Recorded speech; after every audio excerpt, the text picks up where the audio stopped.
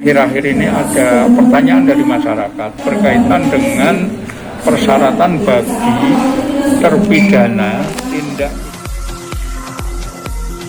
Jadi sosialisasi ini adalah dalam rangka pemantapan persiapan daripada pelaksanaan pilkada serentak ya tahap ketiga yang insya Allah nanti akan dilaksanakan pada tanggal 18 Mei tahun 2022 ini.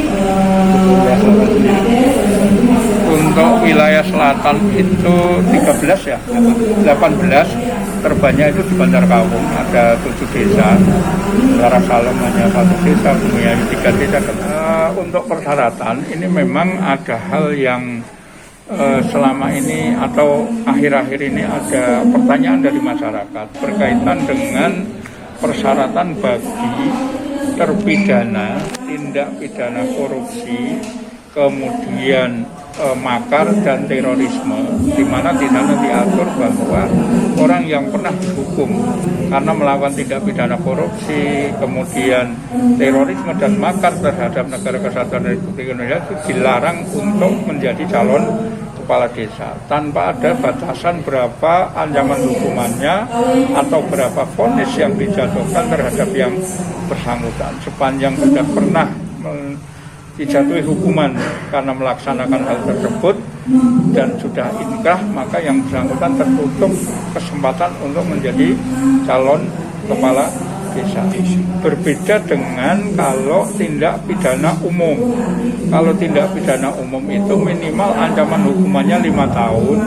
Kemudian setelah dia menjalani hukuman sesuai dengan keputusan pengadilan, bebas dari hukuman itu sudah minimal 5 tahun dan mengumumkan dia pernah dihukum, dia masih berhak untuk mencalonkan diri menjadi calon kepala desa. Regulasi ini sebelumnya tidak dipakai ya? Gimana? Regulasi itu sebelumnya belum dipakai? Dipakai juga sama ya, tetapi karena di Undang-Undang 6 maupun di Permendagri itu tidak diatur berkaitan dengan yang tindak pidana terorisme, kemudian korupsi dan makar terhadap penegak kesatuan Republik Indonesia, tetapi itu diatur di dalam peraturan daerah. Nah itu yang kemudian menjadi pertanyaan daripada masyarakat kita yang mungkin pernah melakukan tindakan itu kemudian punya niat untuk mencalonkan diri. Kalau bicara keramanan tentunya kita harus mengantisipasi secara keseluruhan karena pelaksanaan pilkada serentak tahun 2022 ini berbeda dengan pilkada tahun-tahun sebelumnya karena ini dilaksanakan pada saat masa pandemi. Kita belum terbebas dari pandemi COVID-19 sehingga kita harus betul-betul menerapkan protokol kesehatan. Di antaranya tentunya kita harus menjaga jarak daripada untuk menghindari kerumunan massa.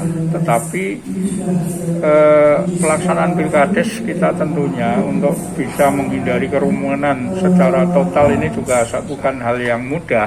Karena keramanan pada saat mengantar calon ke tempat pemungutan suara, kemudian penyemprotan calon setelah selesainya pemungutan suara ini pasti akan menimbulkan kerumunan. Nah inilah yang tentunya perlu diantisipasi dari awal, utamanya dari teman-teman petugas keamanan.